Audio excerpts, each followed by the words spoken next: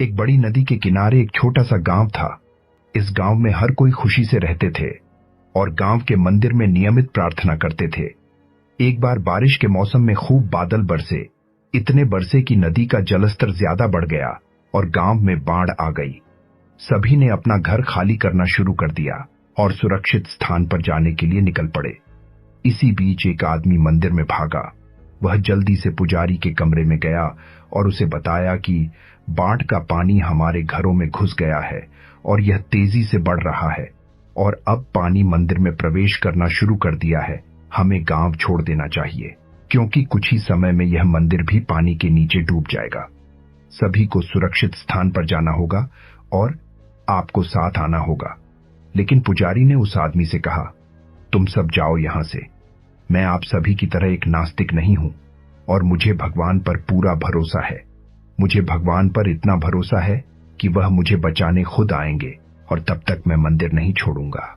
आप जा सकते हैं। और इसलिए वह आदमी चला गया। जल्द ही जल स्तर बढ़ना शुरू हो गया।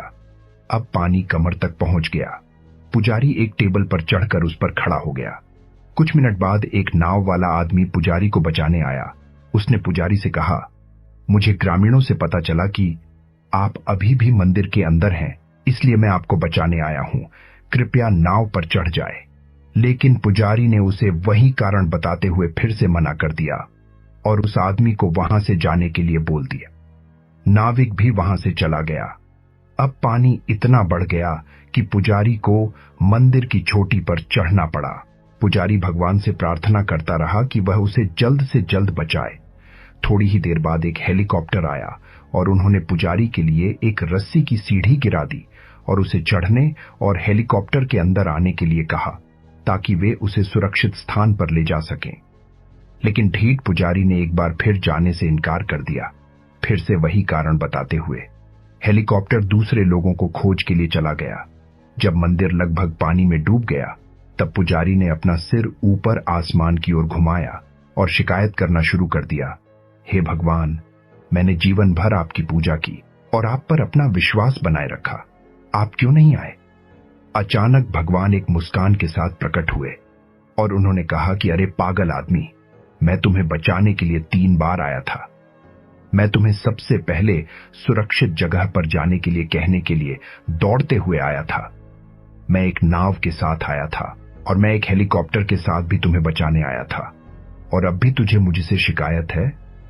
क्या यह मेरी गलती है अगर तू मुझे नहीं पहचान पाया? पुजारी को तुरंत अपनी गलती का एहसास हुआ और उसने माफी मांगी। उसे एक बार फिर सुरक्षित स्थान पर जाने का मौका मिला, जिसे उसने स्वीकार किया। चलिए अब इस कहानी को अपने जीवन में देखते हैं। क्या हम भगवान पर पक्का विश्वास करते हैं? क्या हम भगवान को पहचानते हैं?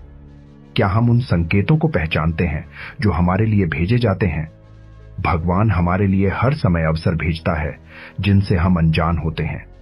कई बार मौके और अवसर हम समझ ही नहीं पाते। अगर आपको जीवन में आगे बढ़ने का एक अवसर भी दिखता हो तो 2 बार मत सोचो, जाओ और अपना अवसर पकड़ो और जीवन के उस संकेत को पकड़ो। आपके पास पुजारी की तरह बार बार अवसर नहीं आएगा।